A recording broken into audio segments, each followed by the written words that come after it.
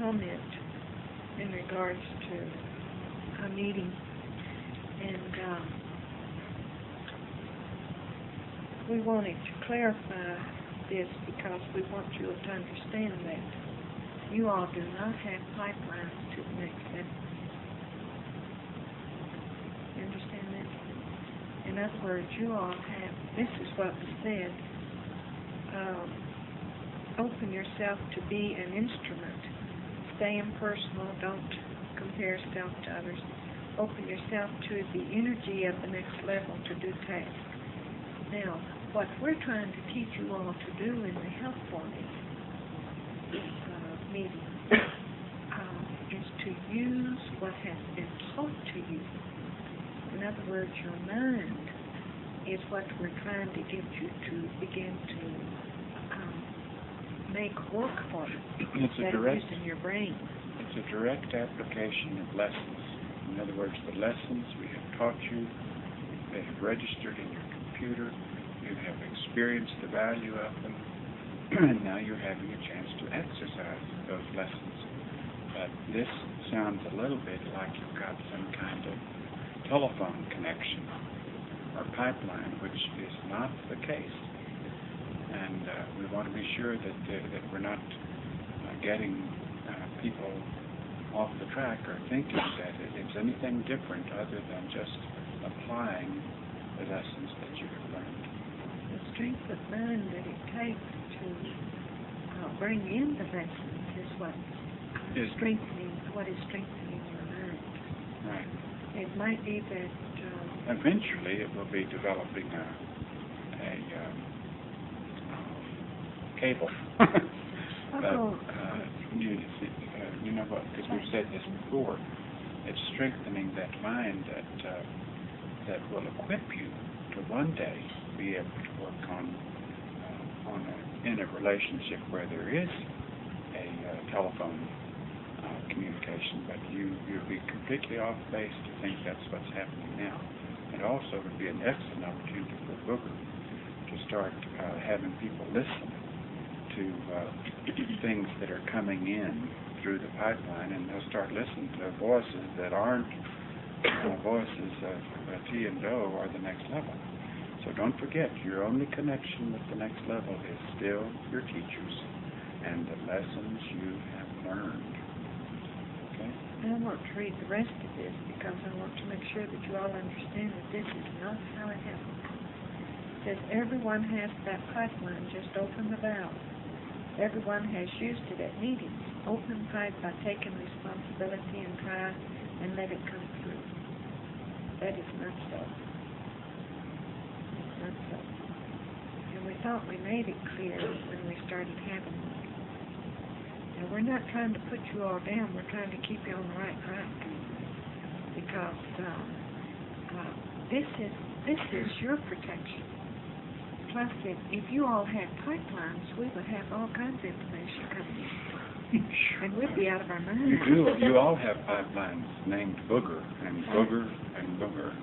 So it's to keep our sanity, you know, and keep you all on the right track. So if some little boy starts talking to you, like Flexody, for instance, she thought that her father was telling her that she had to go do this and do that, which...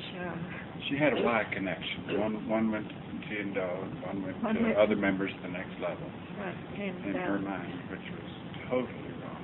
And this is where it led her. It led her out the door, because she thought that boys told her she had something great to do in the world.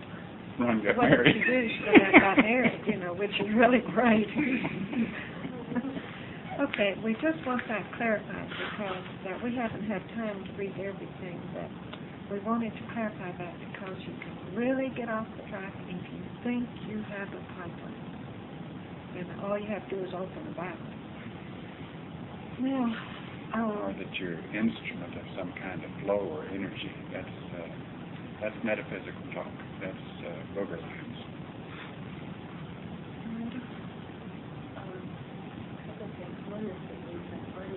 Talk about You've been finding that the reports, the actual written reports, will have inaccuracies, and it's because it's difficult to keep up with what people say. But there's been no way to check these Well, the reports question- before they come here. It has been checked. Yes, the question has been asked, and we have said yes, read them, and if things need to be straightened out or things were left out, then they should be added, and they should Like, be clarified. as the recorders, there should be two people taking down the recorders, what people are saying. And then before they copy it over on these forms, then the people who made the remark should check it and make sure what they said was correct. And then the recorders will copy it over. And be careful when you're writing. Like we have, Words nose left out. have bad eyes, and even if we had good eyes, it would be hard to read some of this little tiny bitty writing. And we have not limited you to one page. You know, you can, if we need bigger ones or something, it's fine, but have mercy on us, if you will, and write big enough and print hard enough so that it will go through the class. I want to make sure that these people in the wrong direction by doing something suggesting to another person as a way to stop the interference with the meditation. I told them I had trouble with what the person had told me to. And I told them that I had experience with In a meeting, I told them I couldn't get the thought out of me. Just I don't know, I tried to start over.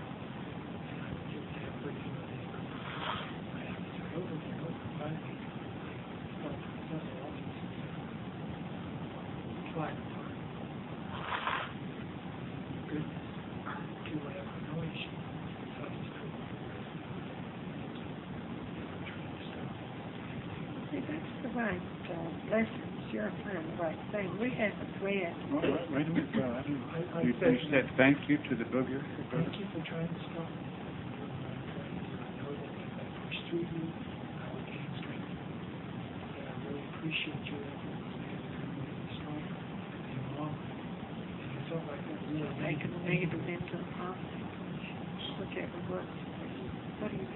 work. Make sure that people didn't twist it or It could be twisted, that's the only sensation I have. Thanks to the little forces that are trying to stop people. I was really trying to slap it in the face.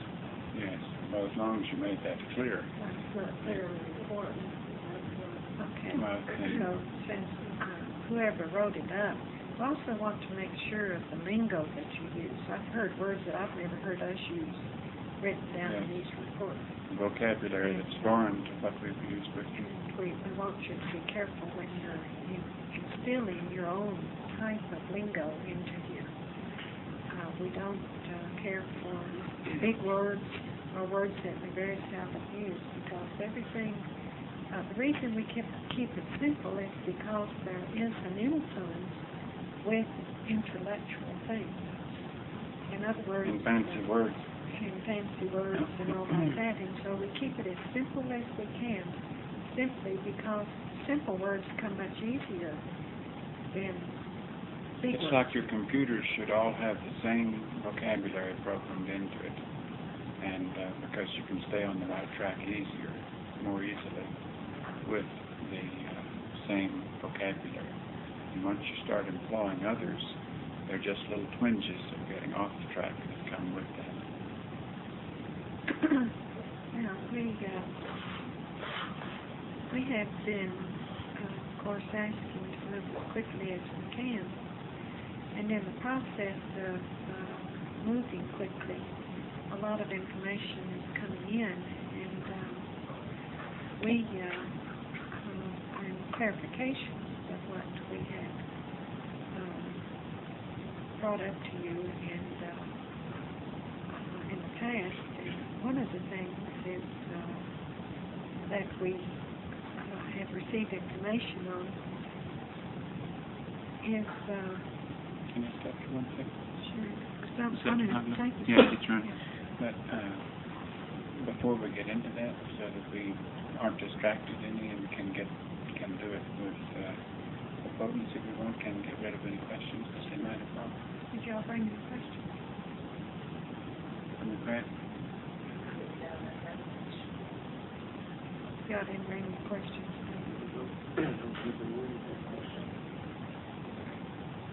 Okay, what is your question?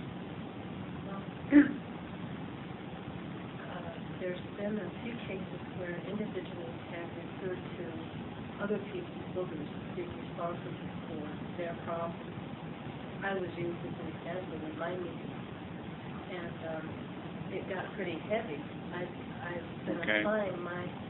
Okay, let's just stop right there. And it's good that you brought that up because that's completely inappropriate. Nobody's booger is responsible for other people's bad actions other than their own booger. Okay? And it's true that your booger can upset another person's booger. And in that sense, they can gang up. But you want to think of it on an individual basis, that you are responsible for what you let your booger get away with, and your booger's primary task is you. Now, whether or not that is altogether accurate or not is totally unimportant, because that's what works. That approach is what works. And so let's keep that approach, because it gives you a beautiful out if you, and can really twist things if you're blaming somebody else's booger for your problem. You follow that? If you're in the right place in your booger and you're not entertaining your booger, someone else's booger could do anything and it would not upset you. Can you understand that? If you're in the right place and not entertaining your booger, or he isn't present, somebody else's booger can do just about anything and it would not affect you. So don't pass the buck by blaming somebody else's booger. We know what you're talking about. Hey, Go ahead. I will say that some individuals did question that kind of action at the meeting and felt like it was not right. Yes. And wondered if they had gotten a little bit too strong. So don't take it seriously. Yeah. In other words, somebody got some beats out of it. Yeah. So just And which is not what these meetings are being used for. That isn't being helpful in any way to an individual. But it's also a test for you to recognize it for what it is and not let something disturb you when the shoe doesn't fit. So don't forget that at times, even in these meetings, there'll be instances when things will be present and individuals will weaken under their booger, and recognize it when it's happened. Take the help that is given, and when the help is distorted or someone is dealing with something else, then just see it for what it is. You should be adult enough to take the help when it is properly delivered and to recognize other things for what they are. You use it always. Don't let this go to waste. Examine yourself and see if you can't correct something. Right? Because you don't want to be an instrument to cause somebody trouble. Now, whether they have trouble or not, that still depends upon them. But even still, you ought to check yourself out, just like we have used each other as an example. If I see Doe appear to look like he's troubled over something, then I will say, have I done something? And what am I doing that causes you, and that type of thing, because causes you trouble? Because you always want to be as considerate of your classmates as possible. When you all are in one class like that, it is very easy for this ping pong effect to bounce from one place to the other, and then for individuals to gang up on somebody in their desire to do what is right. So it's a very ticklish circumstance, but you also want to be aware of what you're saying to somebody at meetings so as not to be too harsh with them. Well, and I want to correct what I said, because it could be misinterpreted. That you could just, if you didn't like to hear it, then you could just say, well, the shoe doesn't fit. And that's not what we're saying. We're saying whether someone is coming from a right place or not, your job is to take it as if they are. And therefore, if it's criticism toward you, or if it's something they're trying to help you with, you take it as if they are coming from the right place and examine yourself in that way. Okay? I feel like maybe I need to acknowledge that my booger in meetings may use a different approach, because like in my own self-wanted meeting, it was pointed out that the booger kind of likes to appear as wise and having some wise thing to say. Like that pipeline is a perfect example of where if I'm not careful, more careful about trying to stick to what you've taught, I may be thinking I'm saying something great to help someone. That's right. Instead, it's just over That's doing right. something that's going to throw everybody off. That's right. Like we've read some examples that Lincoln never gives.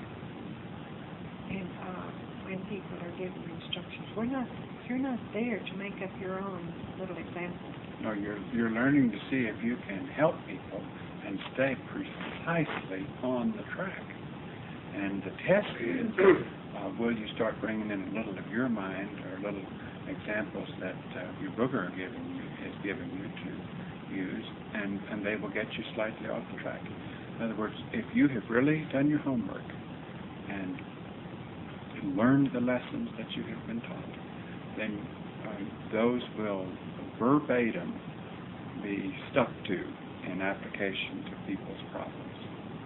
But you can't take them in kind of a general way and then add to them or enhance them or develop them, balloon them. They'll change their color. They won't be the same. Remember how Cody used to always add to everything we say.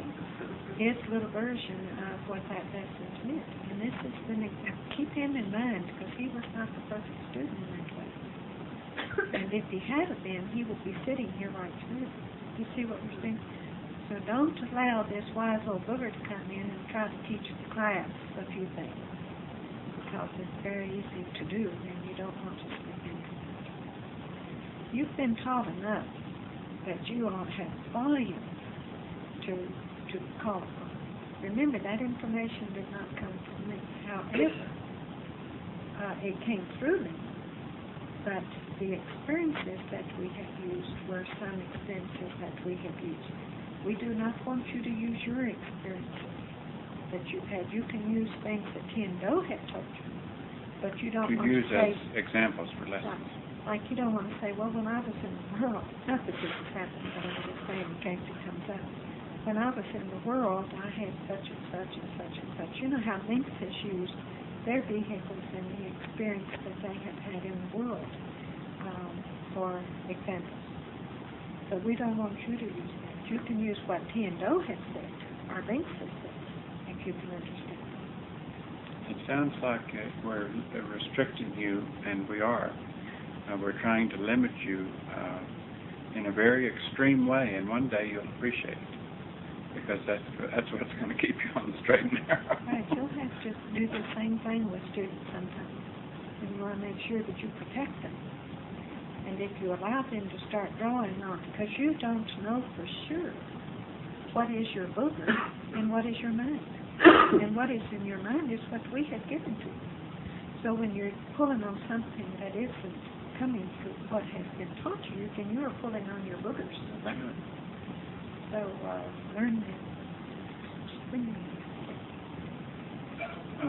On this same subject of getting off the track, you've still got to, like when we were talking about fancy words, you've still got to learn the difference. Some of you have learned it, but some of you still deal with it. And that is learning the difference of respect for next level thinking and respect for so-called human intelligence. And there is no comparison. The human intelligence is a complete illusion it only, like even human skills are just not even applicable to next level conduct in most circumstances. Frequently they get in the way. In other words, let's say you've learned a human skill very well and learned to use your brain very well at certain human skills. If you can't keep that separate and can't see that it's nothing but like a trick that a dog would learn in a circus show. In other words, for a dog to learn his trick in the circus show and do it well is exactly the same comparison for the human to learn his so-called intellectual or brain skill at the human level. You can't have any respect for it. It's just something you use if you're not a class task.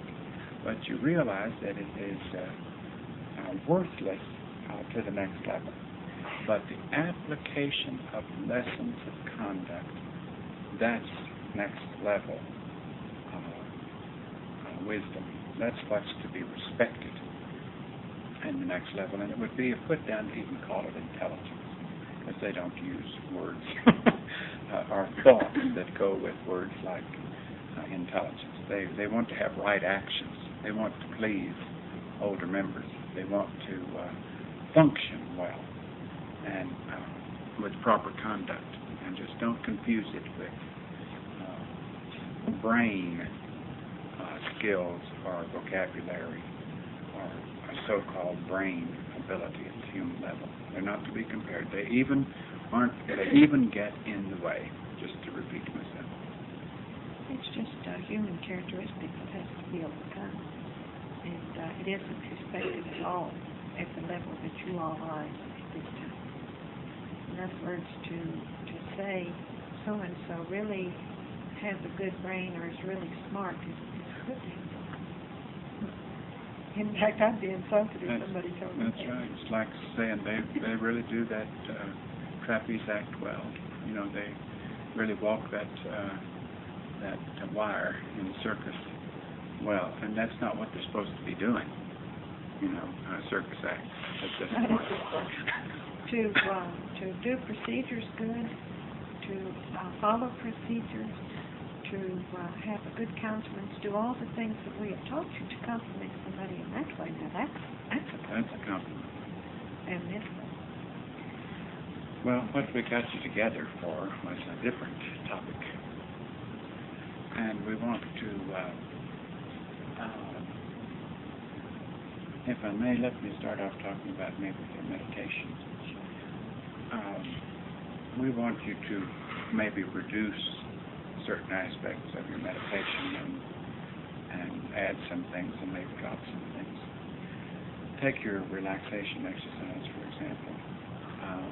If you have developed the ability to relax, and you can do it in a matter of a few moments by key words, and just check yourself out to see that you're relaxed, and that your brain is relaxed, and your body is relaxed, and you're prepared to work on other thoughts, because you can concentrate and keep your thoughts on what you're going to concentrate on. Then you don't need to go all the way through the relaxing exercise. Okay? In other words, if you can just do it, if you can check yourself out, say vehicle and relax, or just mentally examine to see whether or not you are relaxed. If you aren't, and you need to do the exercise, do the exercise. But if you can quickly be relaxed by a keyword or two, then do it. And then go on to something else. And let's put at a high priority in your meditation now, concentrating on a desire for purity. In other words, a desire for strength and purity. Now, let's give those two words equal importance. Strength meaning the capacity to not weaken, to have a strong willpower to resist your booger and to resist temptations and to resist giving in to weaknesses of any nature. So concentrate on desiring and developing strength and purity. When we recently helped you as a class expose the areas of weakness, now that they are exposed and you have them right before your eyes, keep them. Don't hide them even from your own consciousness. Keep your weaknesses before you in a sense that you stay on guard against those weaknesses and that you desire the strength to resist them. And by resisting them, you become more pure. Now, when you're desiring purity, that's a whole 360-degree scope of your actions, your attitude, your countenance, your resistance to falling in any way. But think on those two things in meditation and drum up a strong will to have those two things developed. When we say purity, we don't mean hands clasped with some sort of placid, nun-like look that's trying to impress someone else with their purity. Now that's so superficial, it's ridiculous. But we want your purity to be through and through. We would rather, if there is impurity, for it to show than be hidden. We don't want superficial purity. When I say we're talking about next level ways. It is not next level way to have any false faith or to appear to be holy. Some of you may still, unknowing, have ideas of what older members in the next level are going to look like. And you still may have a ridiculously saccharine spiritual idea as to what another older member is going to look like, or what his countenance will be, that he will just glow of purity or visibly. And yes, such a sweet countenance. You know, he's going to be real. He's going to be active and busy and not have time to waste. And matter of fact and with mind on task given. Let me interrupt you, because do you see a saccharine look on our face? Do you see us glow like we? And the lack of that has run some of your classmates away a long time ago, because they were looking for this saccharine spiritual front. And therefore, when we didn't have it, then we weren't what they were looking for, because they would be happier sitting in front of some guru who had worked hard on his facade. And then when he got away from them, his actions were just the opposite of what his facade was. But don't forget how real it is. So don't you slip into, when we're concentrating on purity, don't slip into any artificiality. It starts from the inside and comes out. And if you are striving for purity, it will, from the inside, it will automatically show in your face, and it will be real.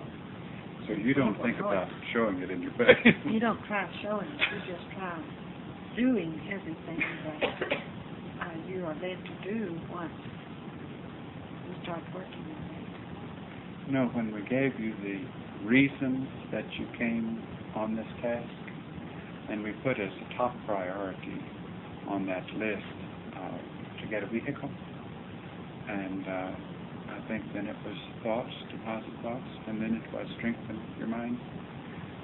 Let's change those priorities and reverse them, and put strengthen your minds as number one, depositing thoughts as number two, and getting a vehicle as number three.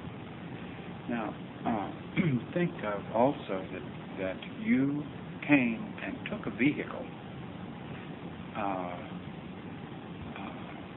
and were assigned a booger, or a booger was permitted to work in opposition to you and use that vehicle that you chose, or that was chosen for you by the next level, because of the areas that your mind needed strength.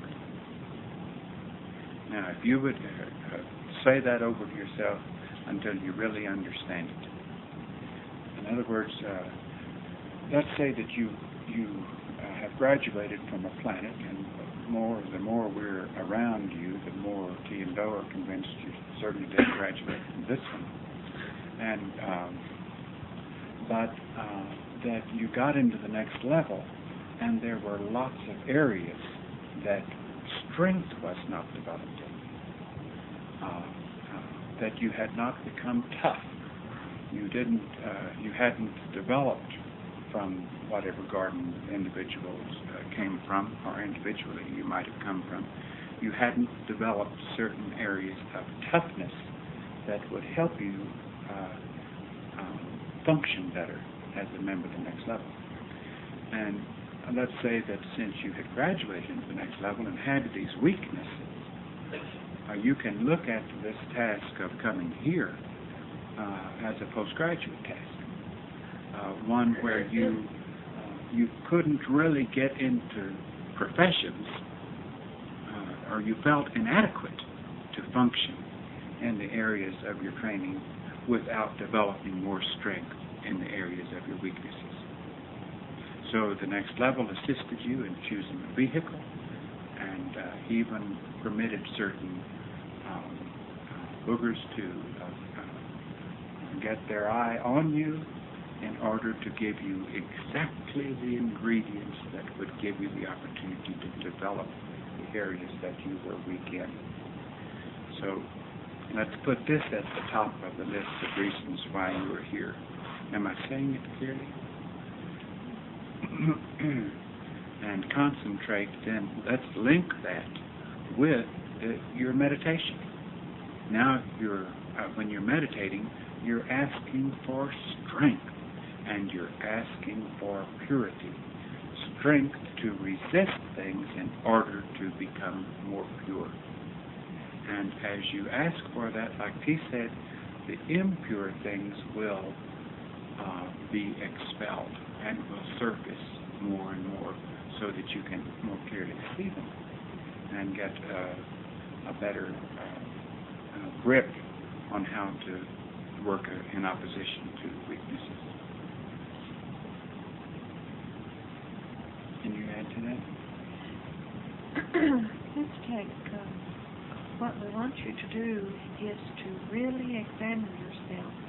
Let's use as an example an individual who says that they can relate to Do, but they can't relate to T. Whose problem is that? No, but I mean, where would that fit into an individual's? What place would that have with an individual? In other words, would that be the individual's mind at the next level, or would that be the booger? Okay. What if... Well, before you leave that's just too important for me to let you go to something else. Because to me, that is a super serious problem.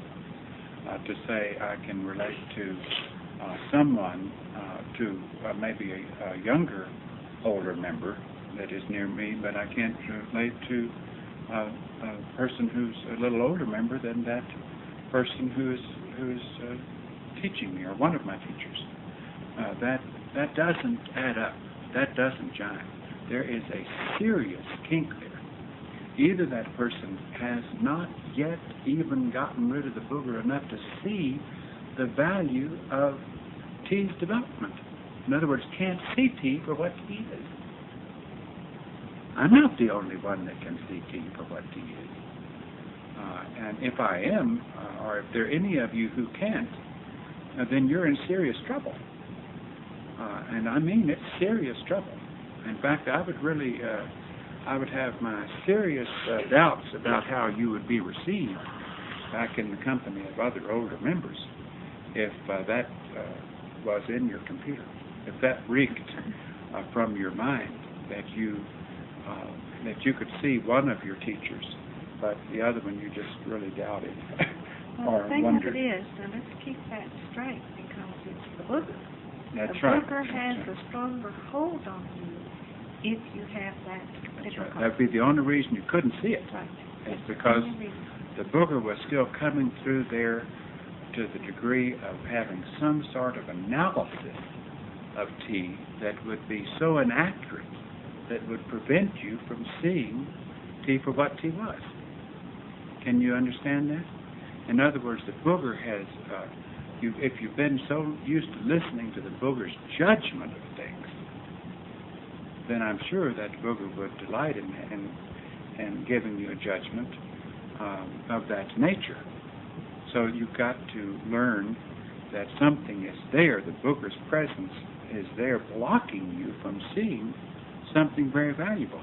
Now, if you can't see it in one of your teachers, there would be quite a few older members anywhere you would go in the next level that you wouldn't be able to see it. You wouldn't be able to comprehend. If you hadn't pushed through to have a better judgment of your own by what you have been taught. Can you understand that? I think you've got to remember that it is the booger, the strength that you need to gain, to push through to be able to see it. And that works the same way if you can see more for tea than you can dough. It works both ways. And I feel sometimes when, like with me, sometimes if I joke a few minutes with one of the students, that invariably, not always, but frequently, I regret that I did, because for the moment of my joking, the student almost took me at their level and saw me for something I wasn't, saw me as a human joking. Can you understand that?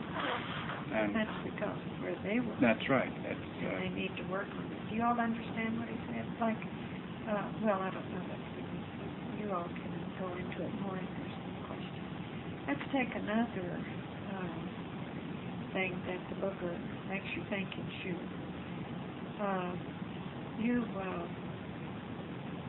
You have ideas. Let's say that if something happened to tea, that you as an individual would be capable to step in and be those checks.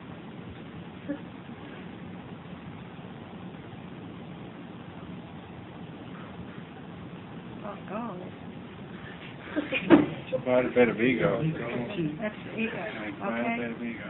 We Believe know it or that not, there are that's it. boogers who have done numbers on some classmates. Like when the incident happened with tea, it was like, I hope they'll recognize the fact that I can step in and help Doe if something happens to tea. In other words, the booger would have the individual feel that it was capable of being a check partner and moving into such a position. Now, those secret thoughts, it's the same thing as having an attraction for Doe, a physical attraction, and then saying it's something else and making excuses for it, or having a fantasy about it. All of these are boogers, low ways of keeping you from getting to where you want to go. Now, another thing, this doesn't mean if you battle with it and you say, well, that's blasphemy, you know. We're not talking about that, because we can understand. If you would battle with any of these things that we're talking about and recognize them for what they are and see them as blasphemous, then you're on the right track if you keep them in check and dissolved. Okay, let's take another instance. Let's say that you don't really need to talk things over with your teachers because you have a good idea about how to handle things. In other words, you've got a good, using the phrase, you've got a good pipeline.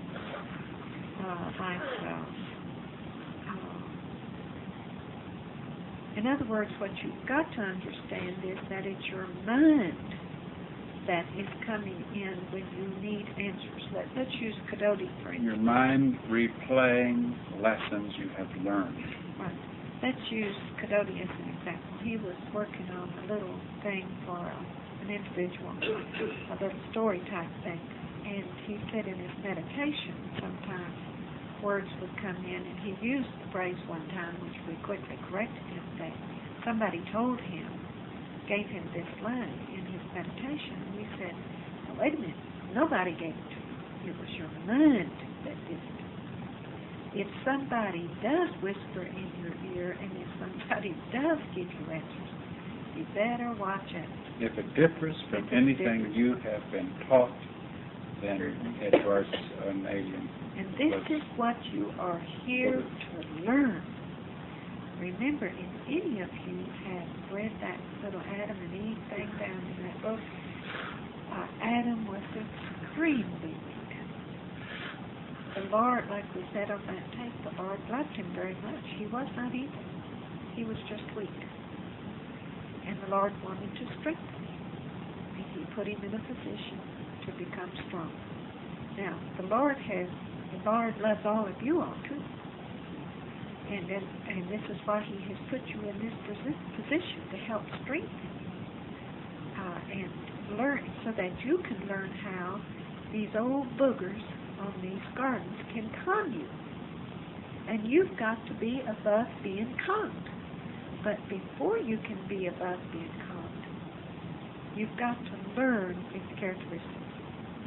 You can't go blindly through your day thinking that everything you do is absolutely perfect.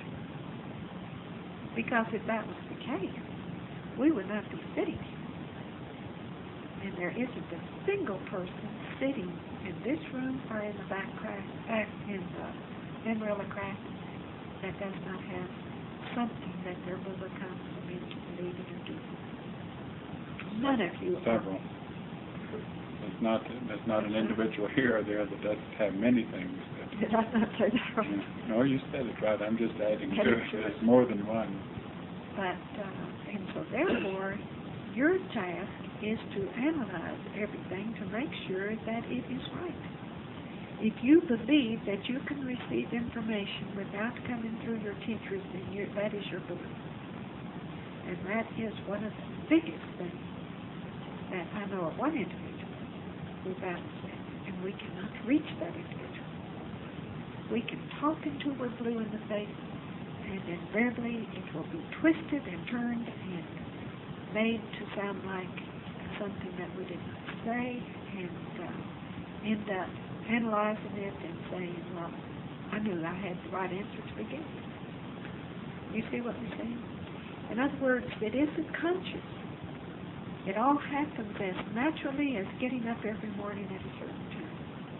And what you want to do is delve into it so closely that you will recognize the smoothness of this book, how subtle it is.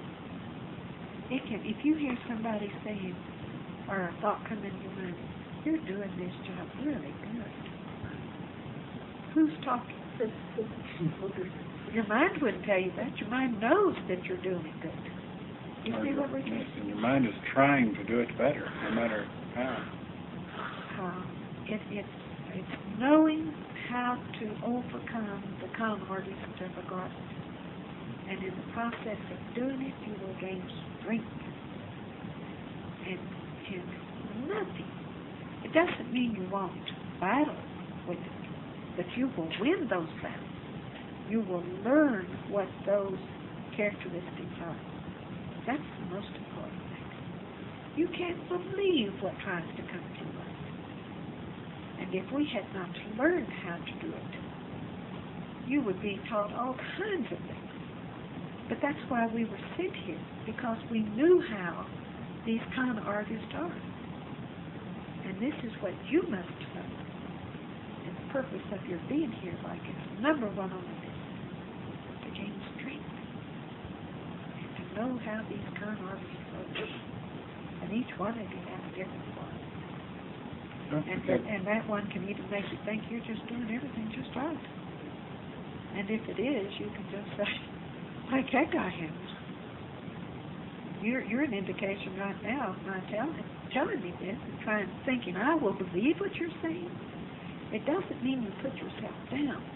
It means that if you hear this little voice saying, you're doing this job just perfect, everybody else are quite intelligent or fine, whatever it comes to take, then you can say, that is the biggest bunch of malarkey I've ever heard.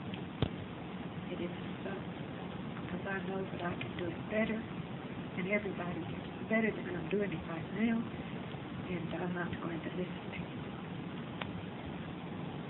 I want to add something we've talked about before, but it's very appropriate right now since we've just had this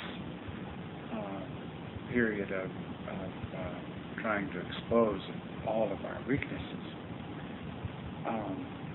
In other words, some of you have experienced embarrassment and humiliation by having weak areas exposed. And you tried for months to keep them hidden, and now that they are openly exposed. Now, your booger tries to come in at that exposure and defeat you or try to discourage you, which is not applicable. You have sure he's going to be battling because you listened to him.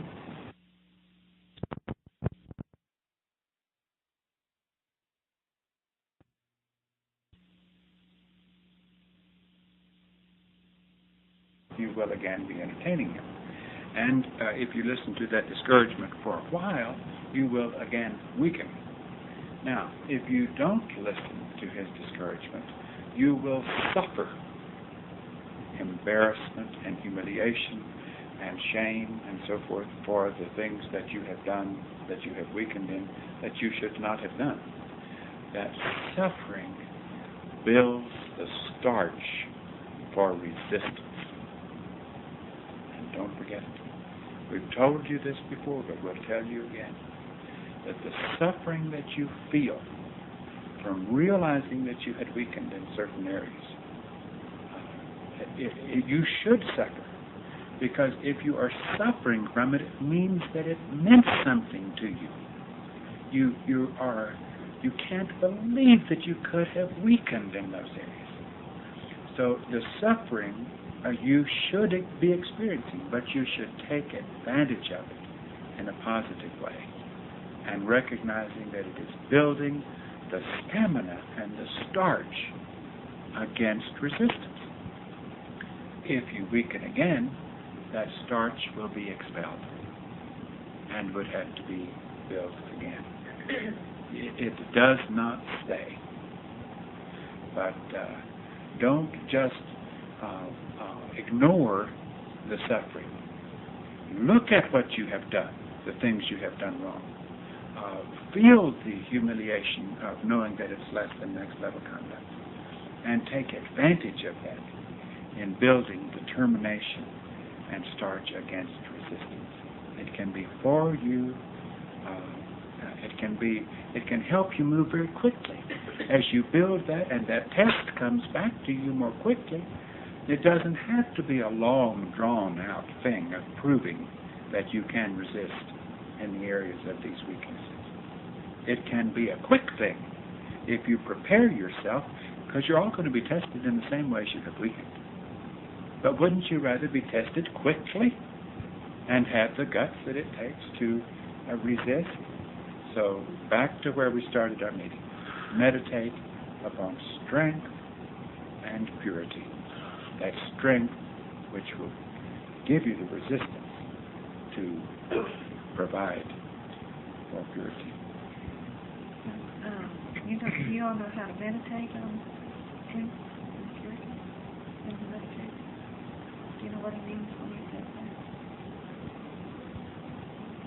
You don't think of the word purity or strength. You ask, how can I be stronger? I want to know how. In other words, you're asking your mind to put you in circumstances that will gain strength. Understand that? And how to cleanse yourself, get your mind to get rid of all that impurity in you and bring out. Because what's left is purity. In other words, what Your you're mind saying is is, just I as want to pure. be strong. I want to be strong so that I can resist. You're saying this with determination and with importance and with potency. And I want to have all the garbage out of me that is still there. I want the strength to resist further weaknesses. I want, when that garbage is out, to not let more garbage come in. I want to get more and more cleansed in the direction of purity. In other words, T was saying, don't concentrate on the words. That won't get you anywhere. Concentrate on what is behind strength and what brings purity. And like T says, you're telling your mind. It's like your mind is going to use your vehicle to go back and tell the mind. Do you follow that? Your mind is going to say, vehicle, I'm going to occupy your time with a task. So I want you to tell it back to me. So your mind is saying to the vehicle, tell back to the mind what you're going to do. How could you better occupy the time of your vehicle than with mind thought at a level of energy that wouldn't allow the vehicle and the brain to wander its lower thoughts and to become weak and distracted. Can you understand how that works? It's like the mind is forcing the tool to retell it. You're replaying the things that the mind knows, and you're saying to the mind, come in strong enough, help me awaken enough to have more strength and develop resistance, and so that I can get rid of the garbage that's still within me. A lot of you have written notes when you wrote notes to us originally about things that you needed to work on. Some of you said in there, and asked the next level to help me to overcome this, or give me help in this direction. Actually, that's not what happens. In other words, when you write that down, you're asking your mind, because the next level cannot do anything for you. They can present lessons to you just like we're doing right now, where you have a greater understanding, but they cannot do anything for you in this regard. So if you think the next level is giving you help, you're mistaken. It's your own mind giving you strength. Remembering that your next level mind is made up of only what you have been taught. So don't confuse when we say it's your mind. Then don't look to your mind and let other things come in and say they're your mind. If it's anything other than what you have been taught, it is not your next level mind. Now, the next level has put you in these particular spots. No, they haven't put you anywhere really. I mean, it's your own choice. But let's say you're, well, let's take your teachers, for instance. When you all wrote notes to us, we became aware of a large amount, a tremendous amount of weaknesses left in all of you, not just a few of you. Some were different degrees than others, but they're all still very, a lot to be worked on. And we, in our becoming aware of them, can, in a sense, receive lessons for you in order to help you. Now, that kind of help you can receive. Can you understand If that? you're seeking it, then we can receive lessons to help you in it. Now, there are many, many lessons on different levels. And so this is why, in a sense, we say to you, whenever you slip, expose it. Because we will get a report upon it. And then, if we can receive, we will send it to the next level. We read these reports, and it goes through our computer, and it automatically goes through to the next level. Then they can evaluate all of it and say, now, how can we help them again? How can we help them with the lesson? And then they will give us a lesson to give to you. Now, can you understand how that works? Don't think for one moment that the next level is sending you individual help. I'm repeating myself, I know. I want you to understand that they cannot do it for you. But you have the mind and the ability to help yourself. The way they can help you is through the connection they've given you. It's just like the connection that we have, and you have your teachers as the connection, and that's the way they can help you. If you seek help, then your teachers have given what you need and can be given things to help you with. The only other help you receive, like is what T said, from your mind. But don't confuse what your mind is. That's not the mind of your booger. That's not the mind of anything you learned in this world. It's your brain. It's not your brain. It's only what you have been taught by your teachers. The ones of you who never got into intelligence, you are probably the luckiest ones of the whole bunch. Because the ones who think they have such a terrific brain, that stands in their way. And I feel sorry for them, because they're the most reluctant to change and Because to get of respect and to for gain that. strength in that way. So if you were into the intellectual, drop it.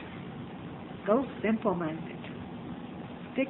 Keep your procedures before your mind, and don't allow the intellect to come in, because it will be an area that you will not overcome if you do let it come in. It's that same old thing of analysis and judgment, thinking that you can listen to things we say and run it through your computer and see if it has any mistakes in it. And seeing if you can figure out what we really meant, because we probably delivered it wrong. And after you analyze it thoroughly, and then you try to glean from it what we really meant, because you know what the ways really are. You know, it's all this. You have anything that when you're receiving instruction from older members that hints of analysis or judgment is the booger. If you can't just completely take it as it's delivered and see it for what it is and see the value of it without checking it out with your booger, you'll always find something wrong with it, because it just doesn't want you to accept it at all. Remember, if any of you have read Adam and Eve, how Satan said he did not want Adam to go back and take his place. Remember that in the kingdom of heaven? And he doesn't want you all to go back. And you talk about ego. He thinks that he can con you all in to believe in what he has to say. And right at this moment, I can feel the vibrations of him saying, oh yeah, I think I can, you know. I still don't believe that I can't. That's right. And he will not believe that he can't con you until the moment you step on that spacecraft. But you can say, thank you, old Satan, for giving me the strength that I need to overcome everything that I have to overcome. For giving me the opportunity to develop that strength Right. against you. He's not going to give you the strength. He'll put the opportunities in front of you that will give you the opportunity to develop it. And I hope that you all can appreciate this lesson, because in my mind, this is it should make you realize that if you have an ego that makes you think that you just came here for a vehicle and you already got it and you've accomplished what you need to accomplish, and that's all there is to it. Or that you are an older member and you're here to help T&O. Whatever it is that it comes up with, now you can say, listen, just stop it, because I'm here to gain strength. And that's it. And the only way I can gain strength is to get in control of you, Connor, or whatever it is that's talking. And to work on it. We'd like to get out of here. It can be done quickly.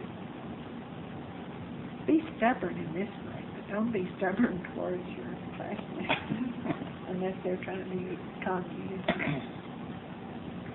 Remember your promise that you made to the chief, that no matter what you slip in, that you wrote down on the notes, like there was something that happened back at the craft that we got a note from an individual prior to this incident. So far we haven't got a note about that individual sleeping. And not that we're receiving notes, but we didn't even get it on report. So we don't want you to forget your promise. You've all made a promise to the chief. And don't be report guilty. Slippage. That's right. Immediately. Don't be guilty of forgetting that promise so easy, because he has elephant's memory. Well, better than that. I couldn't remember all that I put in my first report of slipages, but I've made promises in my mind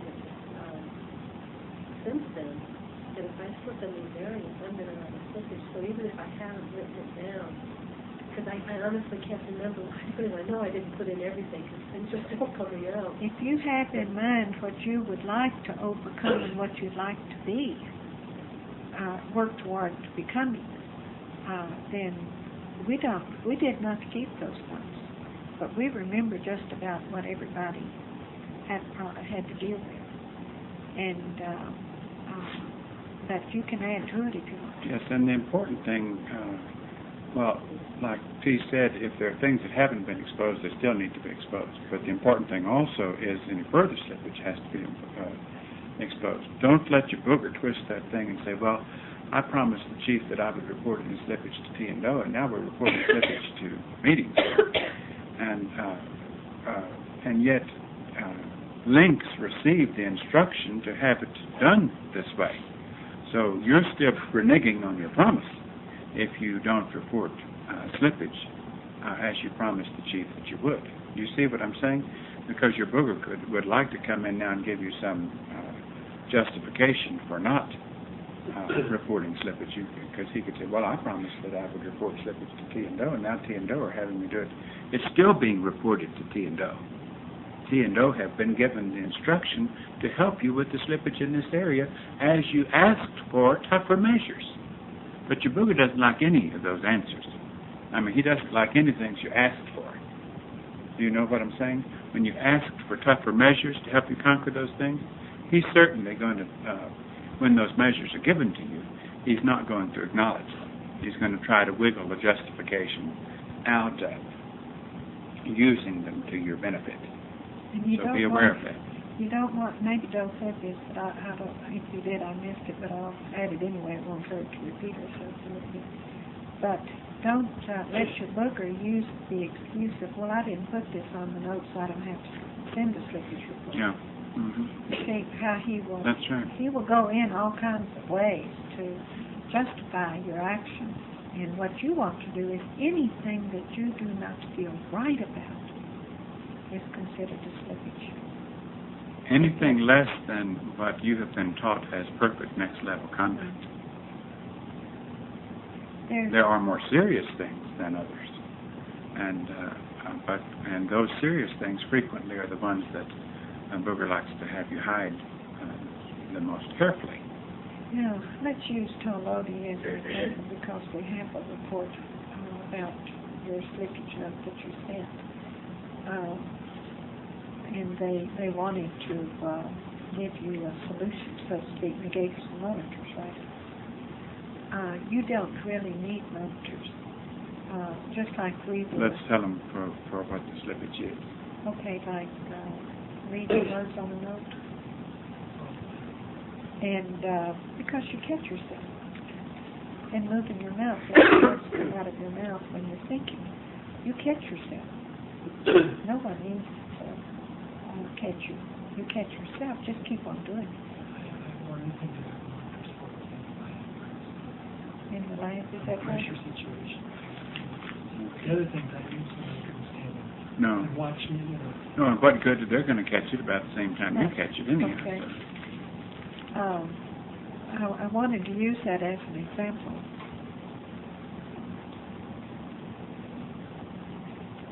Regarding slippage and eavesdropping, reading notes of others, being more in control, remedy being more control of mine. That's all I had read, so I thank Stuart and saw that you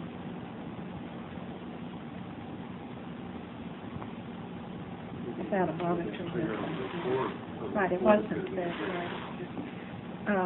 but that kind of slippage, again we repeat, if you catch yourself on things, we know the thoughts will try to come into your brain. You want to become aware of them as they begin to, where you begin to notice that it's a slippage. And Come quicker as soon as and you quicker. notice, that's right, become more and more on guard so that you can stop it before it even has a chance to materialize.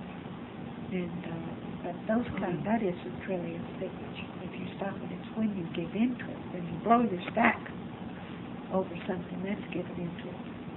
You don't resist and you let it That's go a ahead and develop. When you throw something across the lab or something, that's a slippage. But if you think about throwing it and you catch yourself, that's not a slippage. You see the difference? Unless you're indulging in thoughts, you're kind of enjoying, entertaining it for some length, but it's still not, you just haven't come quick enough. If you have a fantasy about some individual, say in your task, and you go so far as to imagine yourself having some kind of affair with them, or a marriage, or something like that, that's a big slippage. But if the thought comes in your mind, oh, that's an attractive person, or you begin to recognize what the feeling is that goes with it, and you stop yourself, that is not a slippage. Learn the difference. If you start to have an action that isn't right, but you stop yourself, that's not a slippage. If you have a bad reaction from somebody, you feel it, and then you quickly stop it, that's not a slippage. Before you've given them some bad look in return or something.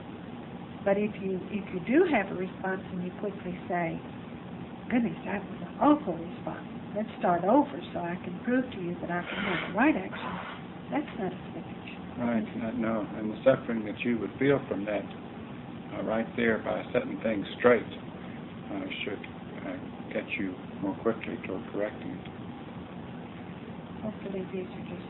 Now these are little things. There are some things that you can, that it actually is a slippage, but they at least caught themselves right. and were humiliated by their own failure, and tried to correct it with an apology and wanting to start over. To go into a health wanted meeting and put down insignificant things that unconsciously you're buying for, or you're trying to get compliments from your classmates, that's a slippage. You know, calling a meeting and your list of things on the meeting are ridiculously insignificant, and what you really want to hear, whether it's conscious or unconscious, is the people in the meeting saying, oh, you don't have much of anything. These things are so slight, and you really do function so well. In other words, you want to be, you want attention, you want affection, you want compliments. That's a slippage. And that's the motive for the meeting. That's right. The motive that you have for calling a meeting is to find out what is actually what the classmates see, or what you are honest, not classmates see, but what you are honestly disturbed with. And you should actually feel the suffering that goes with that meeting, because those things that you're bringing up are admissions to yourself and them of your failings in areas of seriousness. In other words, if you go into the meeting without that feeling, then the meeting was falsely called. It was really pretty much worthless.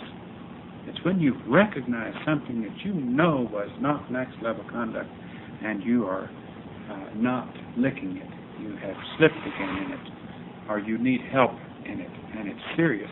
The fact that you need help does hurt you. And like we said earlier, that hurt is a good symptom that you can apply toward correction. I haven't read the note that you were talking about already earlier about the response that you had that you received at the Health Wanted meeting. But let's say, I'm going to make this up, because like I said, I haven't read it, but I don't think Bill has either. But let's say that Nairobi says, what are some of the things you wrote in your Health Wanted? My responses were, didn't have enough control of my responses, that they would seem short and harsh, and that they don't reflect what I was feeling inside.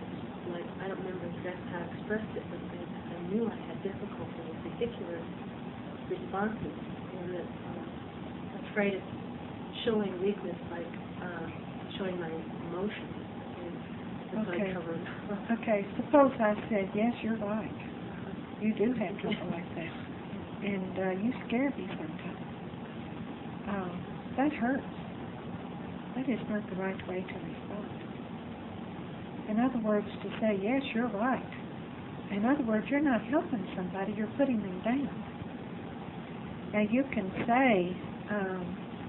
well, it's how you say it, too. Right. If you say in the meeting, well, how can we help you in these areas? Or you don't have to deny knowing that those exist. That would be a lie.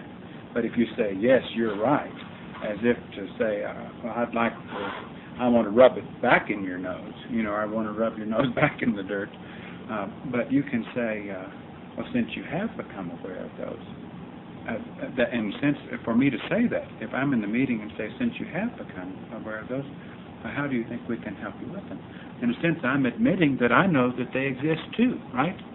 Because I'm not denying it. I'm not saying, oh no, those don't exist. But I'm not being cruel to the point of saying, oh yeah, I'm glad you brought those up. We've all wanted you to bring them up for a long time. In the process. It was way beyond that, I'm afraid. Well, that was very, very number cruel. of people were saying, boy, you just really used to terrify me. Well, that's You cruel. could feel That person sitting there has a big bark, but a very, very mild bite. And anybody who doesn't know that by now doesn't want to know it. That's something wrong with them. It's just that was like, very cruel. Several people came back with that. That would be just like, what if someone came in and said, well, I could give you other examples where they could be just as cruel, but they certainly aren't putting themselves in the position of the person who is asking for help. They're taking advantage of the situation to rub their nose in it, and that's very. We're not going to hear that again. We're just going to say that's not going to happen again, because these meetings can be turned into a degrading thing and do just the opposite of what they're designed to do. These meetings can be excellent. We have seen reports from these meetings that have been extremely helpful and helped people recognize that their classmates didn't all dislike them, and that their classmates wanted to help them with what they were dealing with. But to use that meeting as an opportunity to drive it home or to push the dart a little deeper into the skin real perversion. I think one individual came back later and said, I want to apologize for because I realized that I let my booger speak out.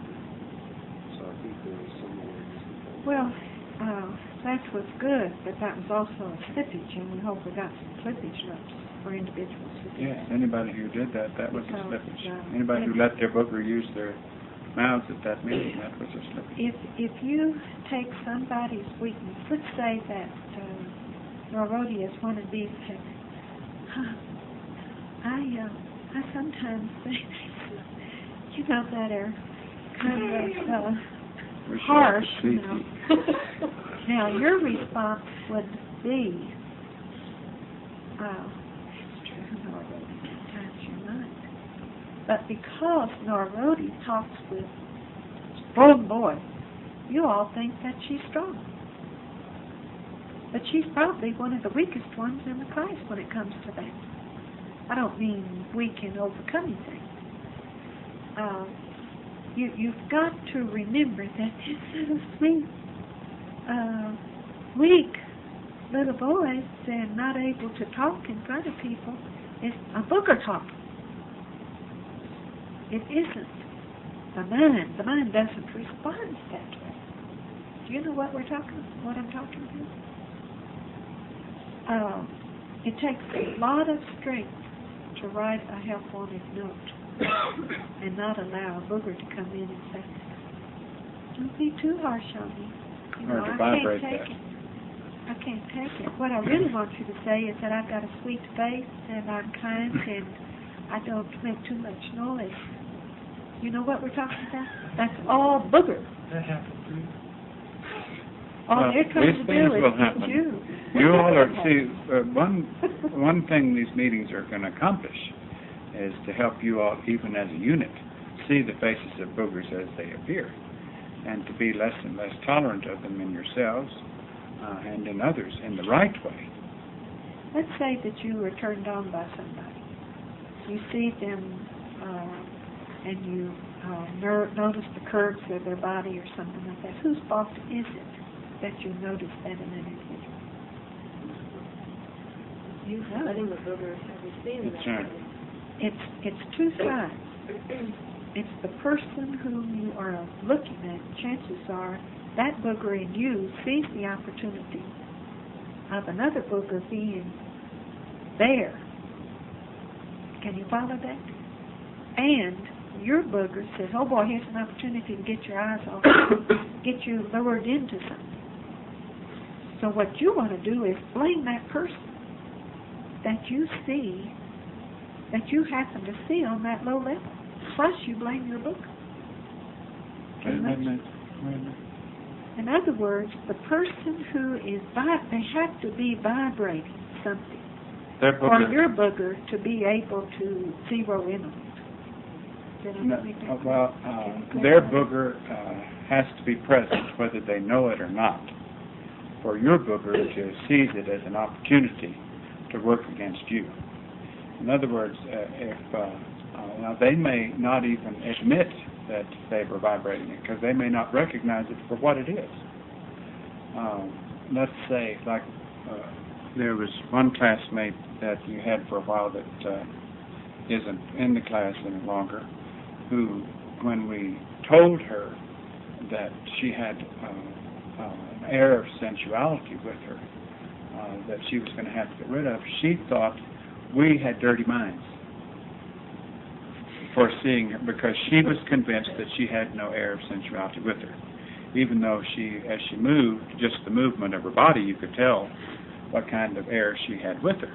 And yet her booger kept her blinded from it, and would even have her think that we were seeing her at a lower level.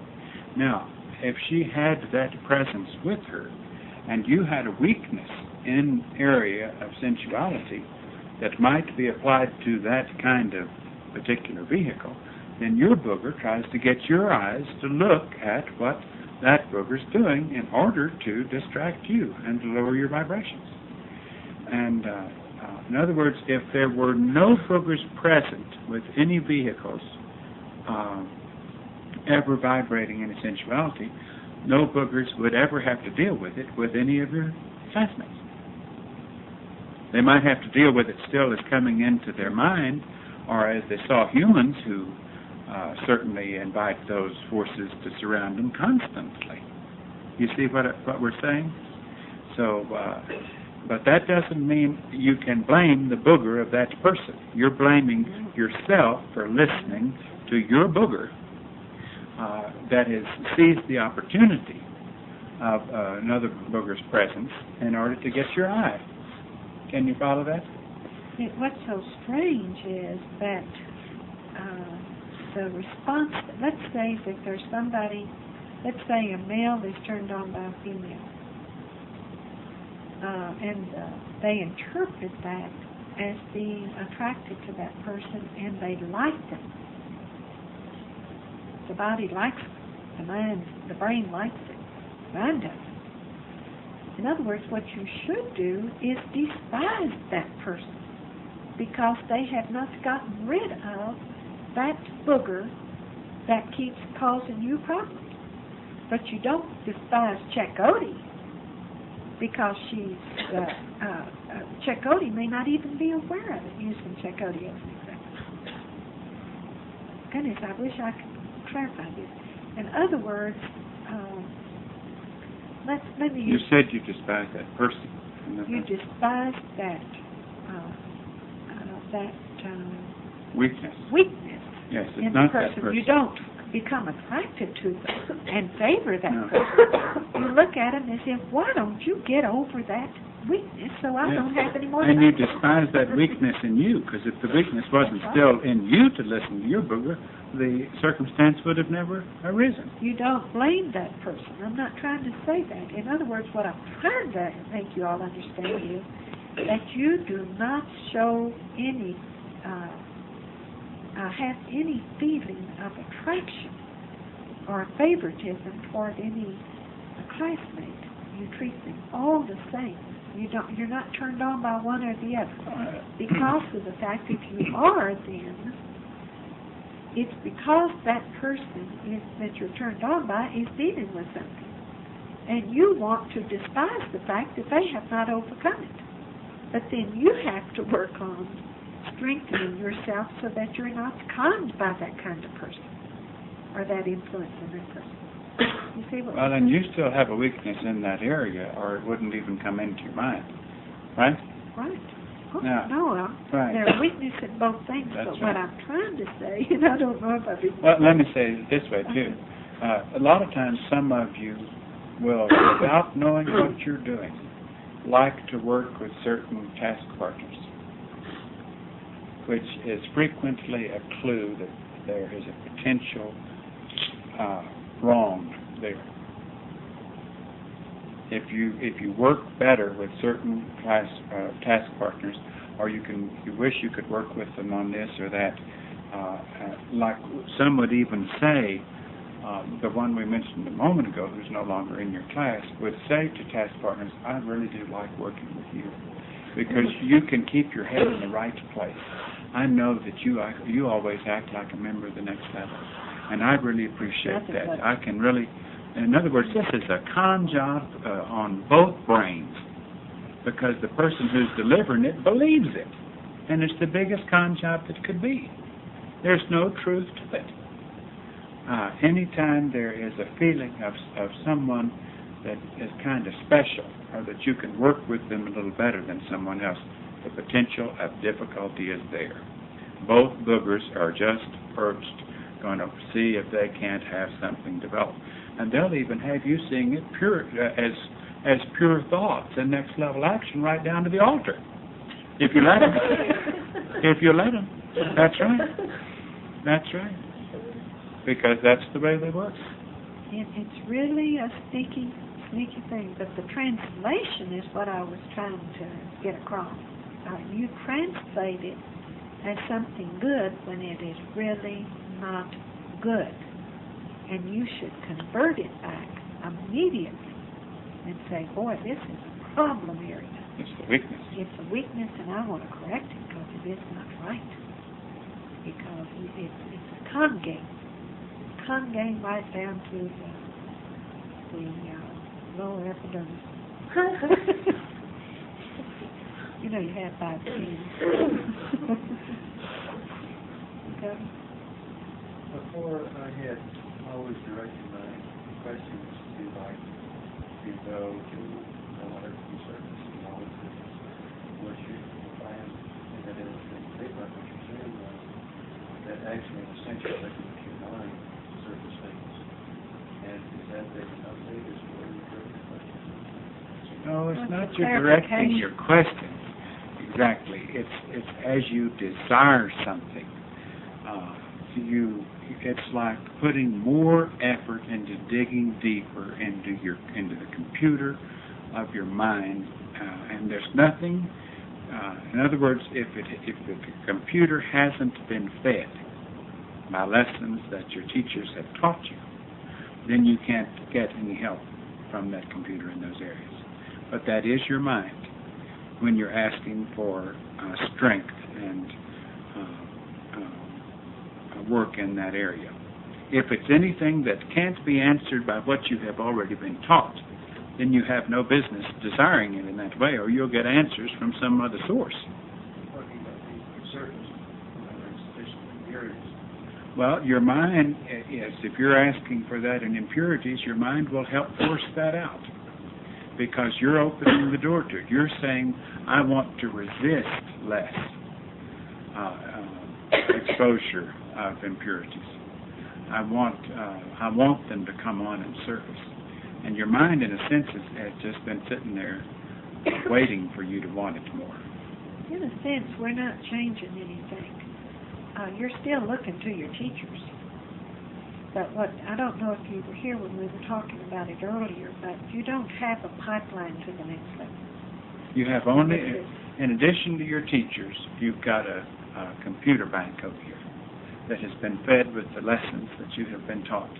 And you don't have to go to your teacher with things that in your lessons with your teachers have been put into that computer. You can go to that in your meditation, and even when you're not meditating. But don't look for anything to come out of it that hasn't been fed into it by lessons with your teachers. If you do, you'll have another source of mind, and it will not be your next level mind. You still look to your teachers as the direct line to the next level. That's not what we're saying at all. You may have to listen to the whole tape to understand. Because there were some things earlier that were related to it. Well, if I understood correctly, like part of the meditation that we were saying, sitting at the feet of the chief, we're saying we're asking to be presented with the circumstances, events, and lessons to help us. Well, I'm saying is that the lessons we've gotten from you, or from the next level through you, those are the lessons. Those are the only lessons that we really know. Right? Next level That's lessons. right. That's right. And they could be past lessons or new lessons. And the circumstances and events are things that will bring the They could be situations reminders that would be or reminders. new. In other words, there's nothing in addition to what has come in through your teachers. It's just a separate, then those lessons that we have received from you, from the next level, is our mind. That's what makes That's up developing our your mind. Okay. That's right. So we're drawing in more of our own mind made up of these lessons that we've learned. You're through building. Building. You're building. It's not that you're drawing in. You're building. Building. It's like once you, anytime a mind was leaving a human kingdom level or equivalent to become a member of the next level, it had to discard its mind. It had to start at zero mind, which was nothing but a pillow slip or a pocket for next level thoughts and ways and conduct and all. And they had to be fed to you one lesson at a time. And this is building next level mind. And you may comprehend, like if your teachers are teaching you a particular subject, you may comprehend it better than your classmate if you had learned that subject that we're teaching you at a previous time. It may compute easily, and you may get it very quickly And where others it might sound like something new, because maybe they hadn't had that before, and they have to work harder at it. But still, what we have been given to give to you covers the full spectrum And that's what you meant. of everything you have learned prior to this task, plus what you have learned on this task that would be needed for this task. And that's what you meant by, we're not going to be getting, if we think that members of the next level are going to step in and do it for us, then we think it, because all we're really doing is using what we've built. That's in right. our own, okay. That's right. If you have a bunch of nails and wood and you're building a house, you can't build a stone house out of that wood, if that makes sense. You have to use what you have on hand. Okay? Just what she said just triggered something that I wrote in the book, and I think I'm going to have to rewrite it. Because I've said that Doe talked to me one time when I was dealing with doubt about how I could conquer someone. He said, when you're lazy or something, how do you get the strength to conquer that if you don't have it? You just feel that you don't have it. He said, by desiring. He said, by desiring and asking for it.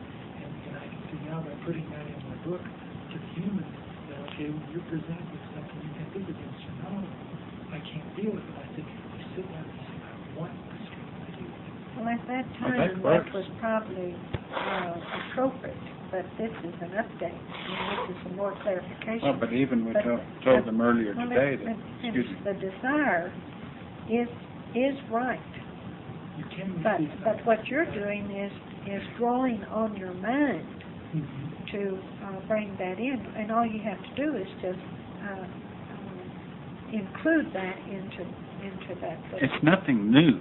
No, It's already in your mind. Right. But by desiring strength, what you're doing is eliminating more cobwebs that keep that strength from coming through. Because when you weakened, you let your booger encouraged you to let the interference and the blockage be present so that you would weaken. And what you're doing is by the mind telling the vehicle, ask me something, and then you're even going to be the tool for what I know. Your mind is saying to the brain and the mouth and the thoughts, let's become one unit better instead of two units. And so everything that I have learned, I'm going to keep it conscious application. And I'm not going to let interference or blockage come in. And that desire, if you keep that desire there, then the blockage is weakened. The interference is dissolved. So the desire blocks out the interference. That's right. Draws the mind into That's right. interference. That's right. It isn't a new mind that's coming in. Old It's that you're getting rid of the dirty filter. You're getting it so that it comes in more potent, because you're staying conscious of what your mind knows. Anytime you weaken, you have to slip into a momentary unconsciousness of what the mind knows, or you wouldn't have done it. So you permitted the booger conned you into a dirty filter.